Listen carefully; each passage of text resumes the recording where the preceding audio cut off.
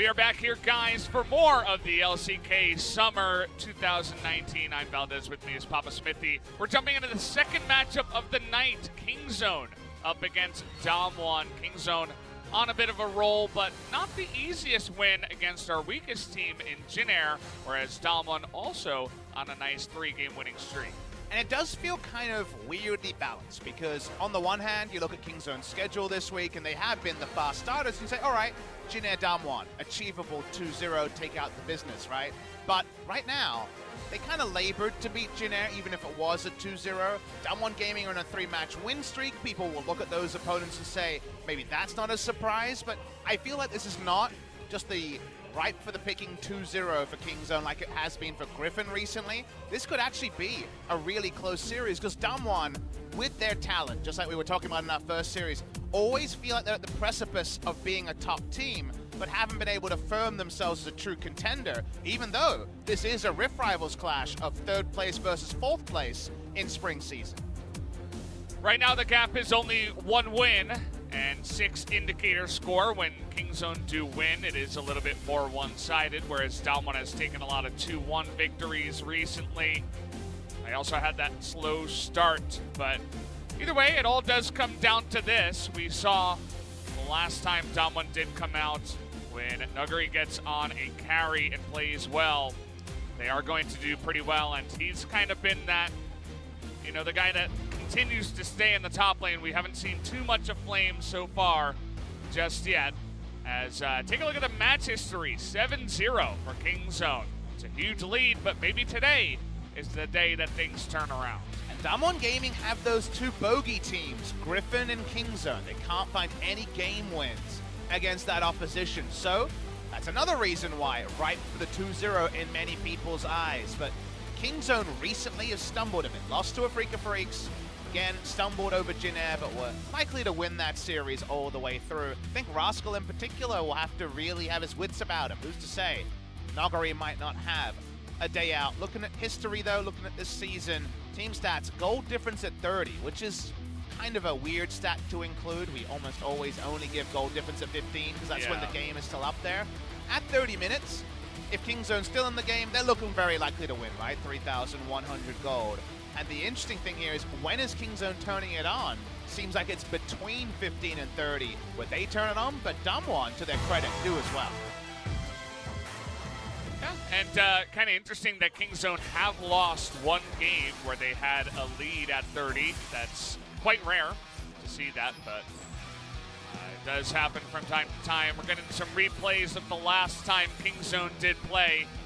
The Rascal did a very good job of beating everybody on the side of Jin Air to come in. Big Evelyn, you'll remember, this was earlier this week, couple of days ago.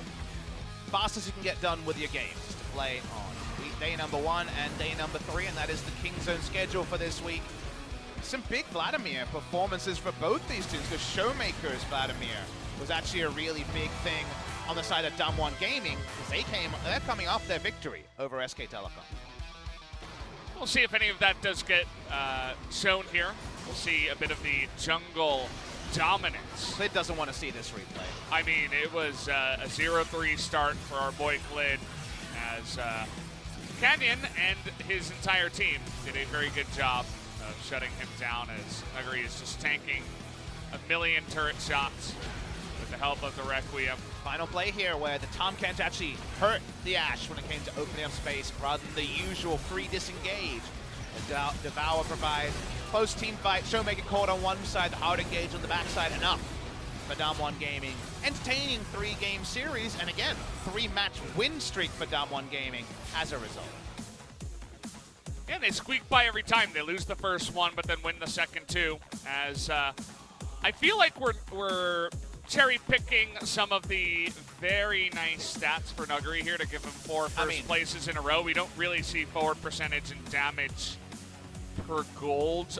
They're cool stats. I mean, the forward percentage is a really cool stat that we don't get to talk about a lot. Just to give you guys an idea, around, say, 30 to 33% is pretty normal. A 50% forward percentage means literally more than half the laning phase you're ahead of where the minions usually break, on the enemy's side of the map. That is Nuguri. That means he's playing for lane.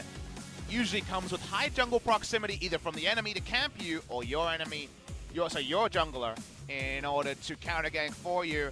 Nuguri plays for Nuguri. That's where DAMWON Gaming get a lot of their wins. Yeah, just the two on the bottom.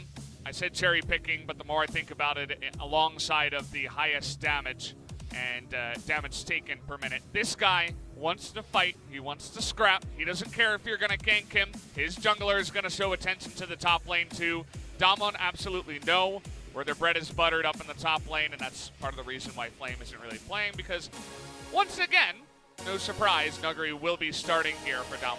You have to feel like targeting Rascal, like we've seen a couple of times, might be the way. Keen, for example, had his way with Rascal when a FLICKR Freaks beat the side of Kingzone a couple of series ago, but we will introduce Kingzone first. Big cheer from the audience. Naehyun smiling, to no one's surprise. Always got that big smile. But the reason why this has been such a one-sided fixture, though, is actually down the bottom lane, because Nuclear has struggled through his two support partners to handle the best bot lane in the LCK. That right now is Deft and TusiN, although Viper and Lahens, if they keep putting together performances like they did yesterday, are in the conversation as well. Yeah, it's hard not to include them for now, but Nuclear doesn't want to be the weak point of this team, that's for sure, alongside his support partner, who once again will be BeryL.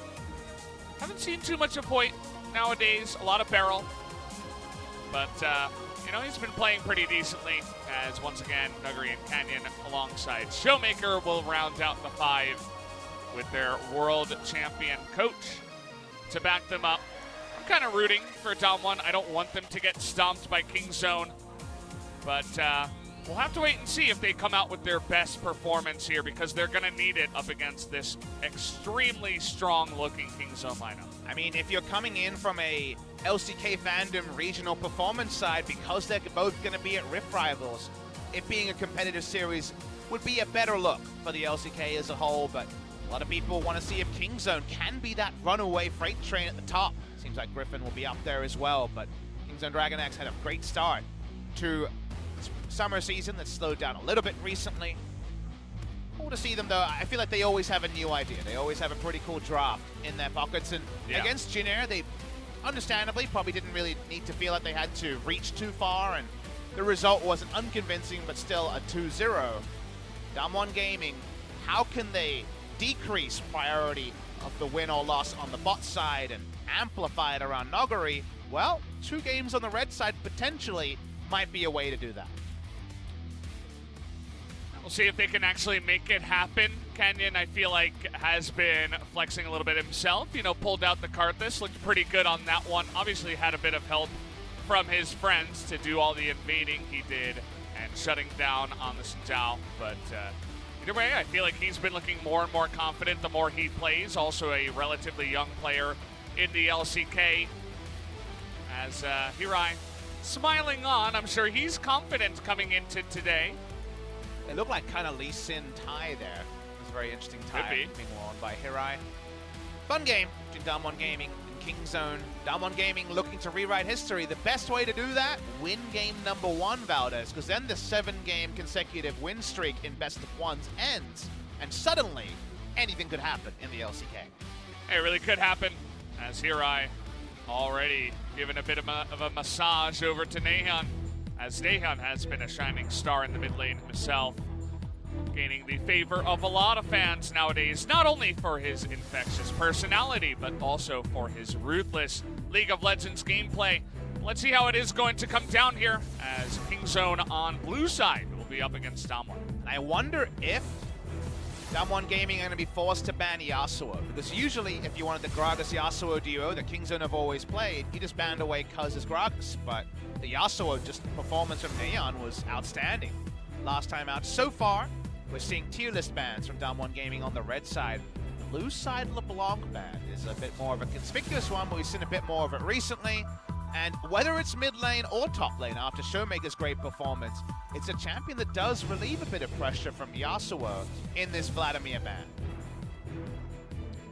Yuumi going to be the follow-up ban here, as immediately we see Gragas, and we all know where that's heading. Big pick for Cuzz, but not necessarily tier list choice. It's a strong jungler, but it's a big pick for Kingzone's priority. And now DAMWON Gaming is sitting there being like, do we really have to pick away Yasuo? And with the Vladimir gone, one of the tools they were able to use very well against SKT has been removed as well. Another guy that just can't seem to leave the Korean tier list is Tahm Kench, who gets picked up. Sona's up. Now, do you take the Sona when you won't have lane priority with it, and potentially Kingzone could pick something aggressive and just dive it? You could understand kind of both cases, and it seems like if they're going to take Sona, they're going to try and do it later. Considering their options, they had the Tahm Kench. The Tahm Kench Sona seems to be the best duo for that Sona. So it's up, and now both teams have to live in the world where it's available. It's always going to be hanging around in the back as will the Yasuo come out? It's the question. I feel like Naehyun's playing with our hearts and will eventually lock it in. Well, never mind. Gonna be it. Azir. Gonna be the Azir this game. A movement away perhaps from what they were threatening, but didn't draw any panic out of DAMWON Gaming. 80% win rate for Azir in the LCK. Wow. This would be the time to take the Sona. It's now or it's going to get banned, but Kingzone will be able, with Deft and TusiN, to make aggressive plays around Sona lanes. And people are arguing that Sona works best in LCK because not always do we see games like our first series of the day.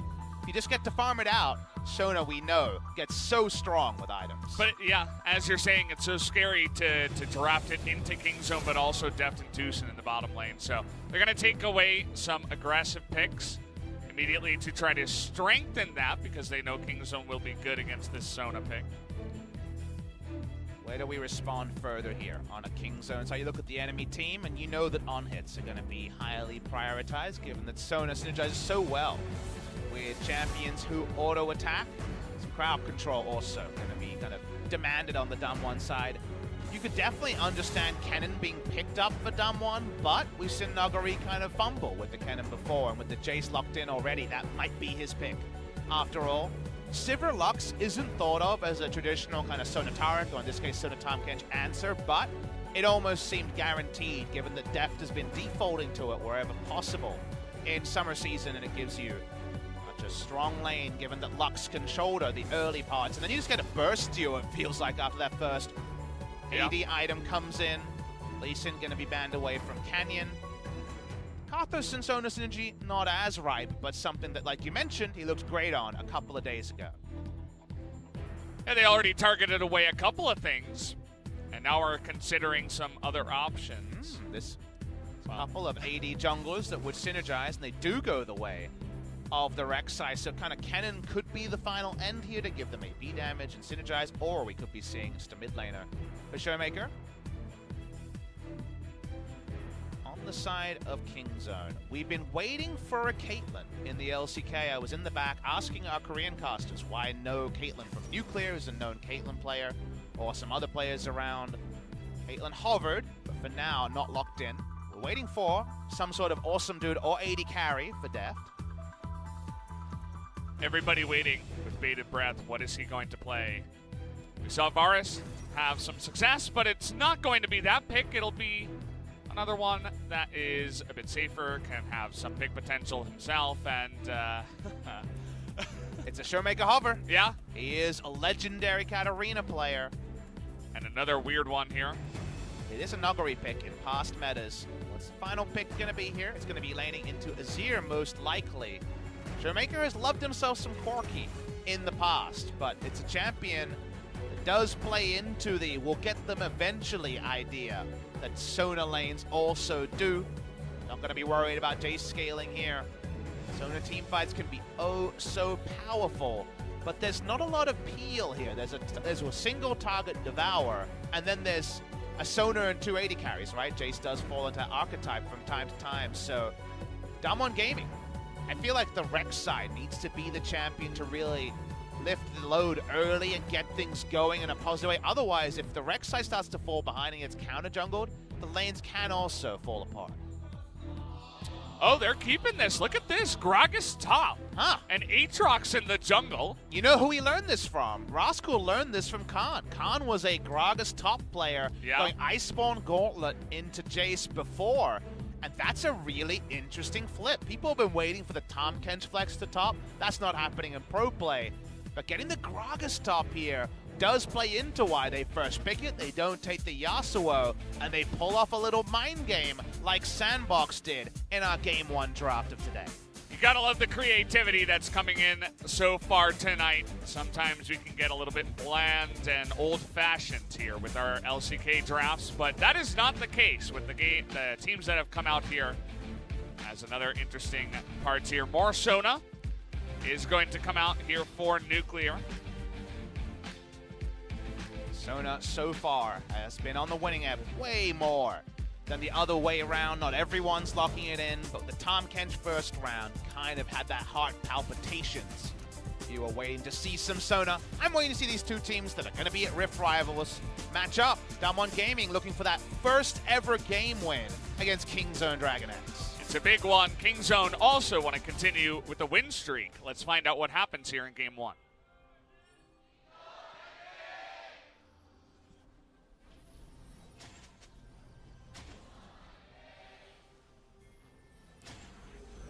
All right, the two teams hitting the rift already. As I was... Ooh, Corgi Bum. Yeah, more Corgi Bum. You get that a lot here. Look at Deft's start. He's gone longsword, and I talked on the stream previously about lethality Ashe. Very unlikely. The longsword, you're like, ooh, but then you notice no comment. So no lethality Ashe going to be coming out here.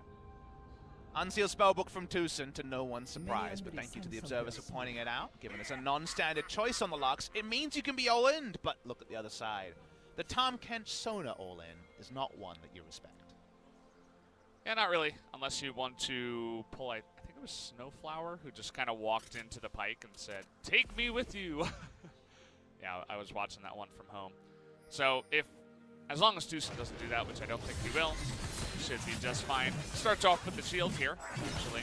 Wants to mitigate some of that poke from the Sona. Start off with the leash as well for Cuzz, and that last second flex kind of changes the draft a little bit. I'll talk a bit more about this top lane Gragas versus Jace matchup. I think it's a really interesting one.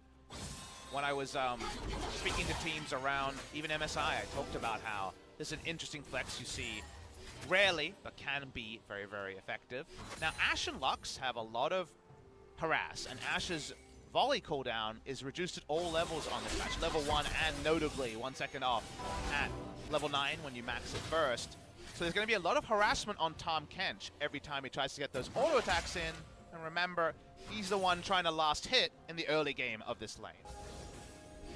And even the Sona, who really wants to poke and get Klepto procs and just build up that quest with the Frostmancy, it's not going to be easy because every time you get in range, both the Ashe and the Lux have the same range for their harass. The only thing that BeryL and Nuclear are happy about is that TusiN and Deft didn't slow push this lane further, because otherwise you're so scared of that turret dive, right? Grouping up the minion wave and trying to turret dive a level 1 duo would have been potentially something that's come through, or even a level 3 to 2, and there might be a return to that there, but that's not happening. Ooh. That should put the blinkers on for Nuguri, but he's someone who plays for himself.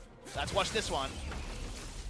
Now Rascal running into the minions. Nuguri knows what is coming. Nice dodge there. Tries to bop onto Cuzz, but the flash forward. The knockaway, though, might be enough, but the barrel follow-up, will it happen? One auto will be the kill, as even Cuzz is getting scared there towards the end. Nuguri makes it hard, but the first blood does come through. And because of that no clumped up bot lane, you knew that Aatrox wasn't going to go bot, but nice gank pathing from Cuzz. Jumping over the wall like the Aatrox can to find the very extended Jace up top side. Nuguri win condition gets harder when he gets bopped and goes down for first blood. And Gragas in the matchup, something to consider is that as the matchup goes on, Jace's auto attack range suspiciously similar to body slam range and cask bounce back range. So you're always actually at threat if you don't see the jungler coming. So while Gragas is not likely to all-in you without jungler, the moment that you respond and see that jungler coming, you might just be booped into a turret and taken down anyway. That's an interesting pick into the top lane that allows you to have that reach, as Cuzz was way far behind Nuguri here. There was no E-Flash even needed here. Got close at the end as Nuguri tried to problem solve his way out, but as long as the Q cooldown is up, no way to get out. Juggling of aggro is just fine. Clean stuff from Rascal and Cuzz means that the Jace is slowed down for now. Yeah, they're feeling good now about that lane state. It's a little bit better. Nuguri might not just be able to push his face into the lane without his flash. They also got that bottom lane going well for them with the harass of the Lux and Ashe. Haven't looked too much at the mid lane as it's Azir versus Corki. Honestly, we don't really want to see this too much. They farming. That's Yeah. what you gotta know there. They farming. So much. This bot lane has been heavy control for Deft. Definitely not CS for CS between the Tahm Kench and the Ashe, who are the primary CSs in the early game. 193 gold so far for Nuclear on his gold generation and has the Klepto. When we saw Sona earlier this week, remember that it was a Summoner Airy Sona, which is a bit more greedy, doesn't have that gold income from the Klepto, so the items were always going to be even more delayed for that Sona. This one gets to cheat the curve a bit with the Klepto procs. Yeah, definitely a fan of the Klepto, but can be harder to proc it if you're going to take so much harass. As Cuzz just passing through, saying hello, wants to help push this lane so that the Azir get a good back timing. Catch there. Walks up. Speaking of walking up, Tahm Kench's loving life. So the way this works is it's definitely not the stereotypical Zyra Khan, let's kill the Sona, or the Draven lanes that you see.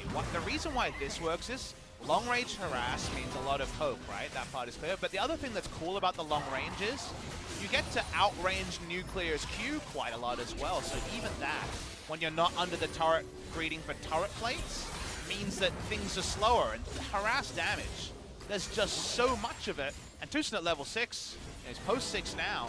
He can take Ignite in the future as, yeah, they're hating life. Yeah, it's really not fun. Just the way that the ranges work, as even messing up the last range minion there. That's a tilter.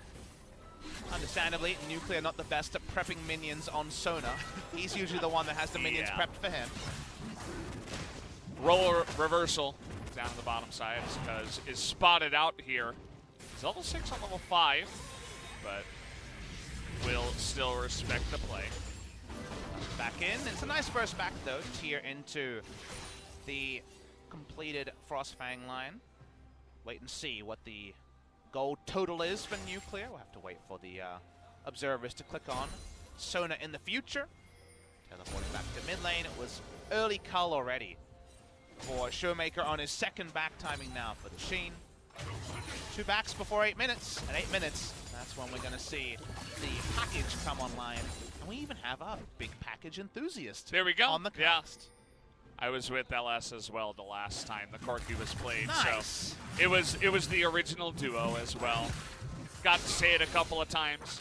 Still had the same flair. I always defer to you on Corki's package. I'm very knowledgeable for sure. That's one thing I got going for me. Raga's doing his thing. He went Comet, so you know when the Q does hit, he doesn't have to be fully fermented in order to get a decent bit of chip damage and more AP than the Iceborne Gauntlet we saw from Khan, the old top lane battler next to Rascal in previous years. So are we going to see Protobelt AP here? Be pretty high. That would be really cool to see. I mean, we're already getting the double ability tone here, and I haven't seen too much of that. I mean, with that first gank, you see the push coming through.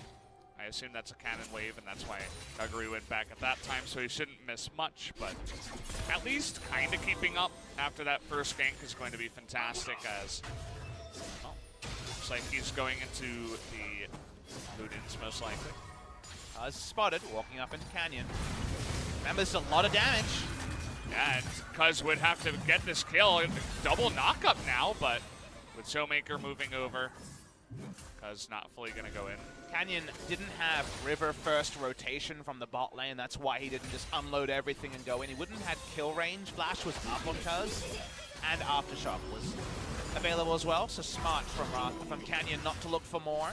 The longsword, amusingly, is still in the inventory for Ashe, and she bought 2 longsword items on her back. She has the Vamp Scepter and the Executioner's Calling for the screw you. I'm going to keep poking and pushing and just trying to get as many turret plates as possible. Lane's definitely one of the most annoying lanes that you could even dream of. In the bottom lane, it's really doesn't get much worse than this. 400 so far, so it's going to be a post 10-minute quest cash-in because, again, the range that TusiN and Deft have denied Nuclear a couple of times. The first shop was a little bit later, so waited for the tier, and as a result, the 7-minute, insane 7-minute transformation that Griffin picked up, kind of a thing of the past. So not so much action in this first game.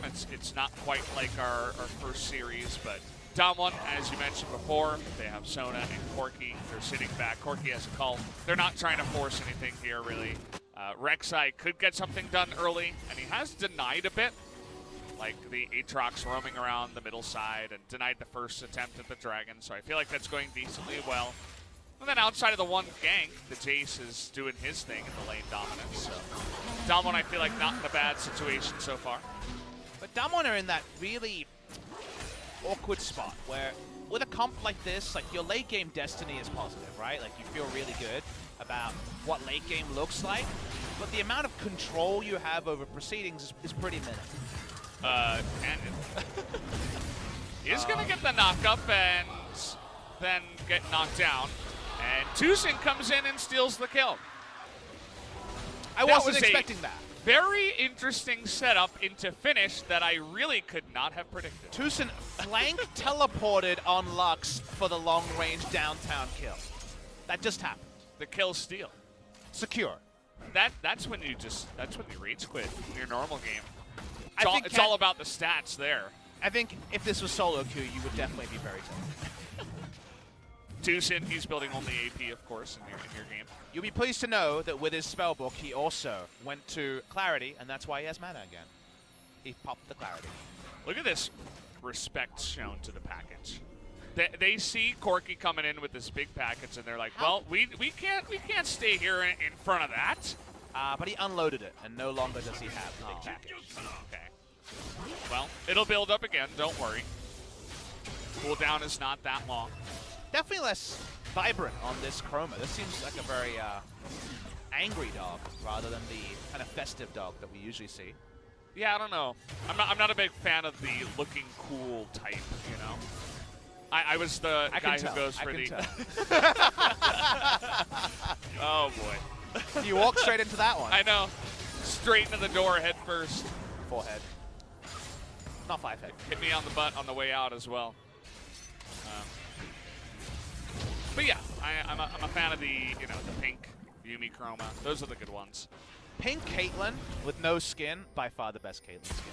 Riot probably doesn't love that one, doesn't get them as much money, but damn, it's obnoxious. If Prey ever plays Caitlyn, you'll see it. Do you have many pink pieces of clothing, Papa Smithy? I've owned one in my lifetime. Really? One ever? Yeah. I just never, kind of always buying. See, I used to be a very big boy, very thick. Yeah. Oh, yeah. And so pink didn't really bring out my best qualities. So I see. I'm open to it, though. I feel like I'm overdue for a pink overhaul. Okay. I used to wear, like the pink button down because I went to Catholic school, So. Really? Was that okay? Because like Catholic school is usually very conservative about both dress types, but just also like even sometimes colors, right? So pink's pretty bold. Friday was kind of like the pink day, the day where I guess you could kind of considering it dressing down because all of your other shirts were white or sky blue. But yeah, that was the day. It was Friday, the pink day. And I relive that every time I play Yuumi, which is not very often. Right. As we're going for the Rift Heralds, TP's coming in. We're all going in. Okay. Everybody wants a piece of the action now as Nuclear's in position. This should go the way of Cuzz, though. Will they be able to force this fight? Nuclear forced that flash away, but a nice crescendo, and in goes that Rek'Sai. Will drop aggro, but once again he goes down. Not able to do much on the backside. Perfect arrow, but it's not really going to do much. As the follow-up, though, Gragas going in, but he immediately gets punished. But a lot of low members here. ShowMaker with not that much mana, but he's full health, trying to tip them down. As even BeryL's becoming action Tom Kent, but not quite able to push it too far. So very low health bars on both sides, but it feels like DAMWON won just barely in the end. But still, the Rift Herald to KingZone. 2 for 2, the Rift Herald to Kingzone's advantage, but also consider the teamfight comp is brawling and getting even gold, which gets them closer and closer to core items. Watch the replay here, and some stuff just happened way faster than we expected. Cuzz was like, I'll just feign aggression to pick up this Rip Tower, and was bopped where he stands. Speaking of bopping, Cuzz goes ultra aggressive in the backline, and between the Emperor's Divide and the fact that BeryL's nowhere near, it was definitely a one-way trip. So both junglers inting at the start of this fight. But from there, you saw how competitive it was, Valdez. And AP Gragas does burst, but also pops like a balloon. Yeah, it was just one guy getting popped one after the other. Like the aftermath of a children's birthday party that began with the Aatrox, and then went into the Rek'Sai and then the Gragas. So. I feel like if you paid someone to dress like Aatrox for your kid's birthday party, you probably made a mistake. Yeah, that's not something I would want to see. But what's scarier, Aatrox or clowns, right? It's pretty close. You know, it goes from person to person. The demon thing seems to scare me more, but some people really don't like their clowns. Yeah. Clowns, not very cool. Do we? We don't have a... We have Shaco. We have clown fiestas. Right? Yeah, we do. Shaco's a clown, right? Or is he like a Joker? He's technically a demonic jester, I believe, yeah. but it's close enough. Yeah, it counts. Shelly's getting her... Yeah, this is a really nice tempo play from Kingzone. They're keeping up the high momentum while Nuclear can't respond. They're getting an inner turret. Now, inner turrets at 15 minutes sometimes don't mean a lot, but for a team that kind of wants to take Baron off spawn rather than lead it to the crap the enemy team has a million wards because they have an extra Sightstone, could actually be a very relevant inner turret take. Canyon trying to make the most out of a weird scenario where they weren't really in position to stop that top push and take the Raptors. You gotta take what you can get, as now he's gonna help down here on the bottom side, but they really don't have that much DPS. This is a speed thing, right? This is just, we want to get this turret as soon as possible. Another minion wave is going to be required, and Kingzone's there to defend, so they won't even get a turret. Here's the ult. We'll go wide. Ooh, nice try. They identified that, yes, Tom Kent's was not nearby. The Abyssal Voyage was off cooldown, but a nice try indeed, as now everybody from DAMWON outside of Nuguri who does have his TP is down here in the bottom lane. But this is very frustrating from a DAMWON perspective because Kingzone went top, jammed the Rift Tower, got 2 turrets, and now taking their whole team walking down to even start to threaten the bot lane outer turret. Top lane outer will go down just about. Yeah, it kind of felt like they were able to pull Rascal down because he didn't have his teleport, and they were thinking, oh, maybe a fight's going to break out, maybe you need to be here. So in that moment, we all know how fast Jace can push. Nuguri always focusing on his lane, also didn't have the TP, so was able to take out that objective. So a nice trade back for DAMWON. I'm fascinated, Valdez, by this Luden's Rush Ninja Tabi Rex. He is trying to be, you know, a Shushay from Season 1 level of Explode. And you look at the enemy team, and they're hella squishy, like hugely squishy on the DAMWON gaming side. There's no Taric ultimate that can be pre-popped. You can see some logic behind it, and yet it's a bold choice. It definitely is. It feels like something I would kind of troll with that in the support role or something like that, you know, but definitely has a little bit more gravity in this case, as he's not trolling, obviously. He's trying to just be ultra bursty, groggy. From the lane, not even from the jungle. Yeah, he gets more items and more gold from the lane, so. Walks up here, they're trying to take this outer turret, so they finally add a turret score with 2 outers of their own. TP, it's coming in deep. Okay, here we go. They see it coming in, and they are going to just try to jump straight onto this really squishy Gragas as he's all alone. See you later, big guy. As now Cuzz desperately wants that first kill, but Deft being zoned out in the back line. Really nice Emperor's Divide there by Naehyun trying to save him. This is really just the Naehyun show, able to save his team and even try to poke him out, but he stays a little bit too long, as he is going to be punished for it, as now Deft has a nice amount of poking, but nobody on this side has any mana, as Deft here not in a lot of pain, as he is going to go down, and now Cuzz just trying to make the most of a bad situation. Really can't do anything, as DAMWON able to sweep them over there in the bottom lane. Rascal was loving his life. Flanked teleport with Gragas, such a big thing, but it's a tank Gragas TP, not And AP Gragas TP, this team isn't actually there to back him up. When the TP comes in, it's trying to be covert, but it's literally on the screen, so everyone's going to notice that one. They turn around, they bop him. Rascal gets the cask out, but that's all he can do. And then it's a 5v4 that even the low mana bar on the Sona from very early in this story isn't going to be able to answer. But like you mentioned, nice start from them, but watch towards the end. Takes a rocket, takes another bit of burst, and then does end up dying. Fade away. Fade away, like you say, from Nuguri. Yeah, and, you know, the comms, they were saying, oh, maybe we have something. The Azir, okay, I got my soldiers. Wait, let's push up. And then that kind of baits everybody else in. Didn't actually catch Cuzz sniping the Rek'Sai there at the end. So that does trade one kill back, but either way, it still is a really nice bunch of plays in a row here for DAMWON. They push down on the bottom side. They're able to rotate mid, push in the tier 1. As Naehyun desperately trying to carry his team.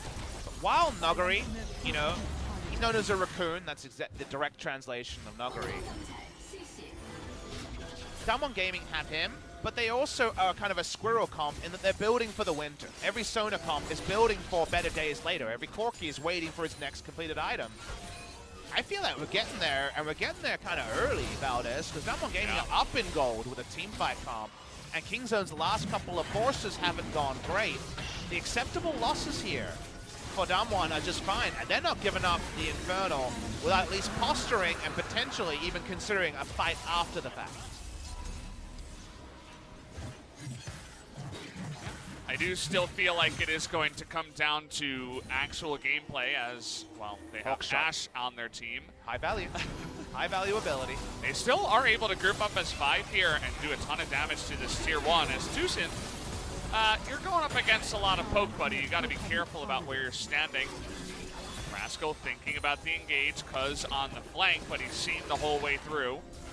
Kingzone need to be coordinated with their pick CC tools and Cuzz to get that first kill. That's what a one team fight looks from them. Yeah. Otherwise, that sustain and poke from DAMWON is immense. And even without the Baron, they're almost just killing TusiN under turrets with just poke. I mean, they're not even sitting here trying to engage under the turret or anything. They're just throwing out a couple of autos and some poke from Jace and Corki, and it's enough. Damn, I mean, when you think of poke champions, could there really be any more than there is in this game? It's Lux, Ashe, Jace, Sona, Corki in the same game. Well, you're missing the Ezreal jungle. It's true. But like we're pretty close to capping out on obnoxious. We need a Xerath somewhere to throw down some more. Yeah, put him in support. Put him in support role. The Seraphs is done on the Sona. Lichbane on the menu next. We're getting to some bad territory for Kingzone Dragon X. Is the Sona ever going to be under threat in a team fight? If not, if we look at the tape suggests that DWG Gaming arrests the 7 games in a row that Kingzone have taken them down and get their first victory over this squad. It definitely is what it seems like the script is saying right now. But let's wait and see. Obviously, you know, if they get that Aatrox going and, you know, I pick here and there, right? They do have Ashe, Lux, and, you know, a big Azir sec. Maybe that can make a play happen. Not going to count them out yet. What is with this Righteous Glory Tahm Kench that we see from time to time? If you had Phase Rush, you could do some crazy stuff when you devoured someone. But it's obviously for offensive movement speed. Kind of use it in the team fight very often, the Tahm Kench, because he stands at the back, but just a different look, right, than we expect. Alrighty then. Everybody just have a drink. Every time I see the Gragas ult, I expect a Yasuo, then I'm reminded we didn't go down that route. Maybe Kingzone wishes they did. Here's the fast Tom. Okay, Thomas coming in as Nuclear, a huge one, lines it up, makes it look easy. The Devour is there. And no kill will come forward. And why is Kingzone this far up the lane? Canyon and Nuguri coming in from behind. They're trying to turn it around, but Cuzz can't get the kill. As now Canyon will knock up the very squishy TusiN, and everybody just gets massacred on the backside. Kingzone thought they could make a cross-map play and poke down an inhibitor. Very unlikely hope, but now they're going to lose the maximum you'd expect. Only the Gragas alive. His cask is down. The Baron should be trivial for DWG Gaming. Yeah, they're gonna crush this one for sure. As it doesn't seem to be the fastest until Jace does get there. Still relatively early. At 24 minutes, that is going to be the Baron take. Going to the side of DAMWON as now they're 8,000 gold ahead. BeryL bounding into the fight. They had to use the ult so early, and then of all people, Nuclear rolls in. AP Sona snipes, great Devourer timing, and then everyone at the back, the Rek'Sai and the Jace were queuing up for kills, it felt like Valdez. This one turned very early. Yeah, it was just 3-on-5 and then 2-on-5. And the second that Nuclear got in position to 역시 double 오늘의 ult, 승리피 코르키다. 아, 코르키 가자. 난 너가 성장 기대치 높으면 좋겠어. Of course, the pick 아니다, for today 불안감 거 개우야. to win is Corky. That's what he was saying, and he's feeling good about his 1-0-7, not very secret agent, Corky. He's got already 2 items, his third one gonna be swiftly following. That's usually when people start letting out blood-curdling screams if it's on the enemy team, because it's not really much counterplay to 3-item plus Corky. Hard to close down. His poke already has been announced multiple times. The wrong, I feel like the big one plus the EQ from Jace onto TusiN might just be a kill. Getting the zoom out here. Nuguri still pushing. He's finally found his quiet place back in the side lane. He's been grouped far too long for him. Yeah. It's in his contract. He can only be grouped for a certain percentage of a game. He'll back away. Gold lead. It's not quite silly territory, but 9,000's not that far away. Just feels like Kingzone got so fancy, Valdez, with this first pick AP Gragas top. Even an Iceborne Gauntlet Gragas would have been able to pull off a lot more of a flank play. And then the question is, if you don't get those right plays early, don't you just straight up get hard outscaled? Feels like DWG Gaming did it early, did it in the mid game, and them not doing it late with how many items they've piled onto their team seems impossible. DWG gonna say we want to see another Drake. See what it is going to be. As even the smite early, nobody really cares about killing the ocean. They just want it to happen, and well, they roll very high as they hit the blackjack and get the infernal. Here's a prediction question. Is the game still going when the next Drake comes alive? I say no. I'll say yes. All right, there we go. A wager. Yeah. I mean, they're ahead, but DWG have let me down before, let's just say that. But they do have a very strong push still coming in here, as Deft lost half his health. Let's see if they can actually do critical damage to this base. Waiting for the next minion wave. It will be the last one with Baron buff. EQ does about, I would say, 30% of Naehyun's health. Not quite a third, but yeah, close enough. Kingzone do have a decent amount of wave clear, especially with the Azir, as they were not looking for wave clear there. They wanted the straight up pick and the kill. But that Ash Arrow not going to land, as now we're clearing down on the bottom side. Immense poke damage continuously does come in. Showing a lot of respect to the Gragas, whose flashes up. And while they're within body slam distance, that flash is about cutting down animation times and just getting straight on top of a squishy poke champion. So maybe your side of the bet's looking more likely. 3 minutes 40 till the Infernal is there. And while DWG Gaming definitely in control, picking that one up, with the amount of poke they had, you can't help but have assumed they could break the base on their first match. As now we're looking for the pick up in the top side, but he's going to cut it short. Will Naehyun. And my eyes are really on him. I feel like Ash is going to be good for engaging. Oh, I'm only watching the Tahm Kench because well, he is the biggest frontline Tahm Kench perhaps we've ever seen. It's hard not to stare at him. Look at his items. He has a stone plate. He really doesn't care about He is anything. the thick. He has 3,000 odd health here. Thickest boy of all time. Oh. He's hungry about It's this. really fast. They too. gave him the last hit on the Drake to give him another 100 gold towards his stone plate. He's so nimble. It's incredible for such a big boy. I'm now sad we don't have Predator AP Gragas because I want to see yeah. Gragas and Tahm Kench racing to the team fight. Smack bellies together. Yep. Could happen. What happens? Does the world just explode? Yeah, the game ends. It just, you know, victory screen for both teams. As everybody wins when you get to watch that. Deft's not winning right now. His Infinity Edge feeling far away. Had some cool items to start. in a nice laning phase, but no IE here. Gonna be hurting him a bit. Spirit Visage could be picked up by Canyon. I guess he just thinks he's gonna get booped by the Gragas ult and take Azir damage, and he's not wrong on that. You added the little bit of tickling from the Lux as well, and I guess it becomes worth it.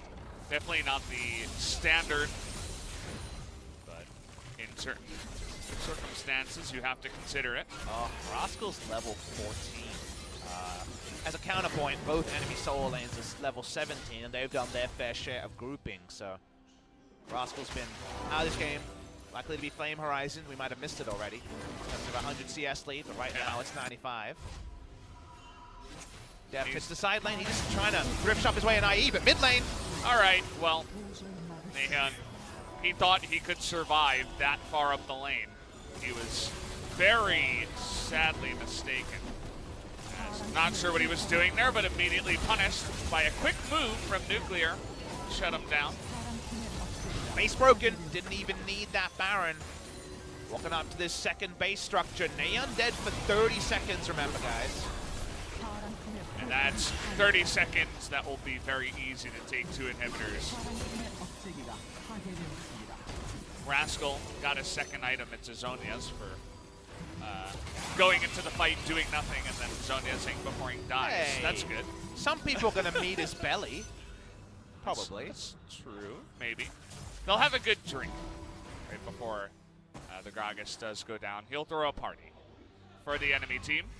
There's zero vision at the Baron, as Naehyun has respawned, is going to teleport into mid lane.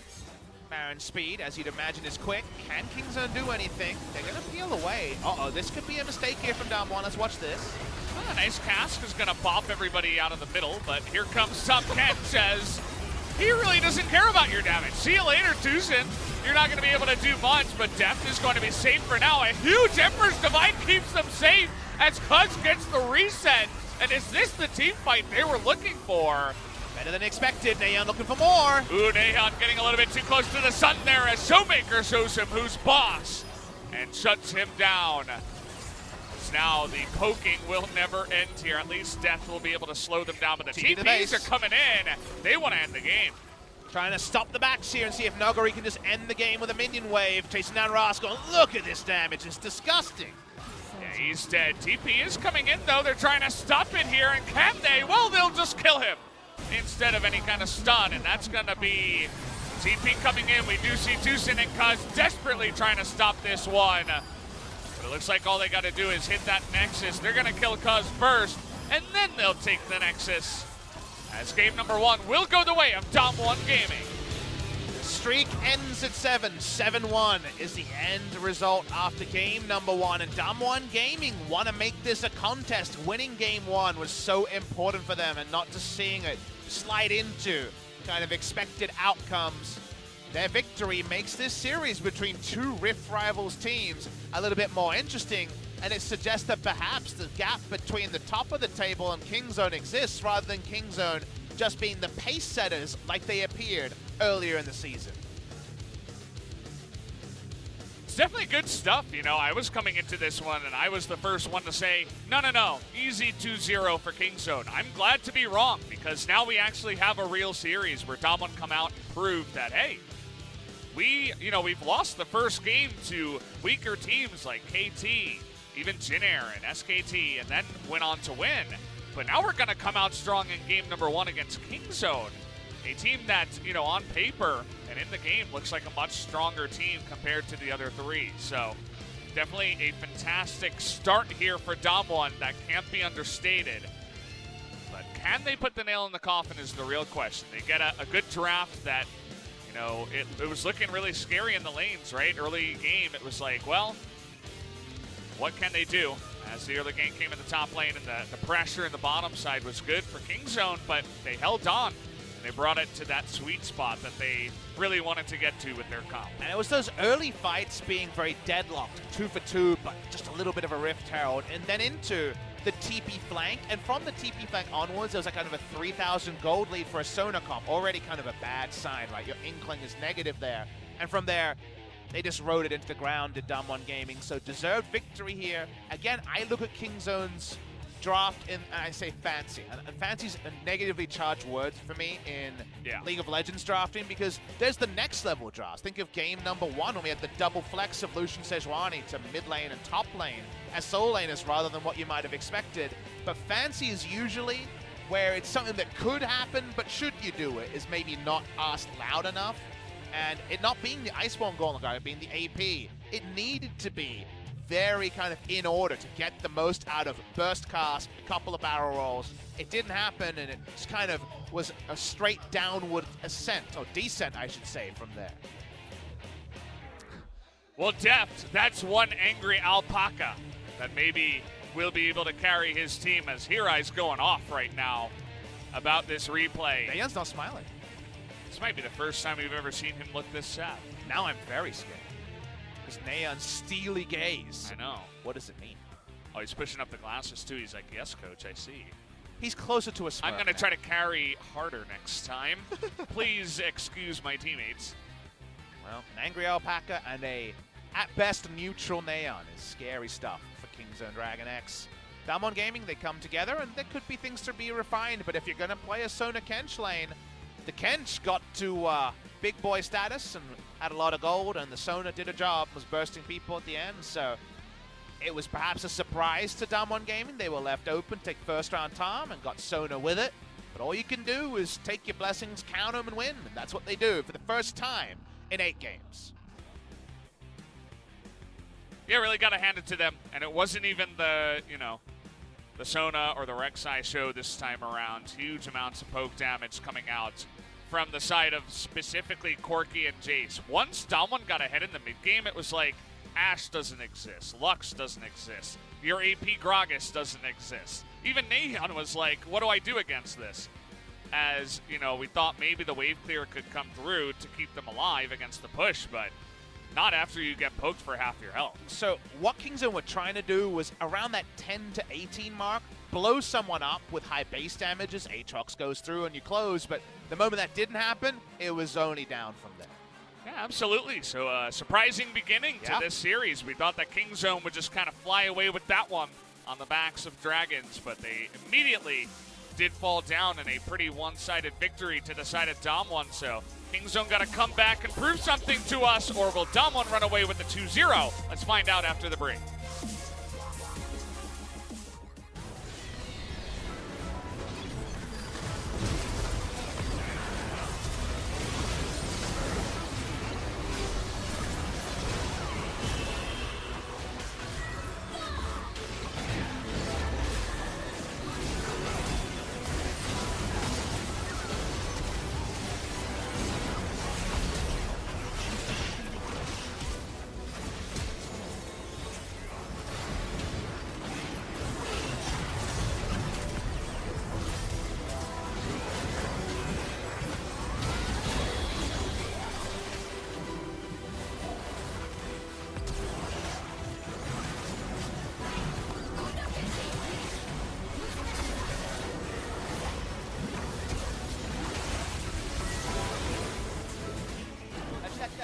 시작.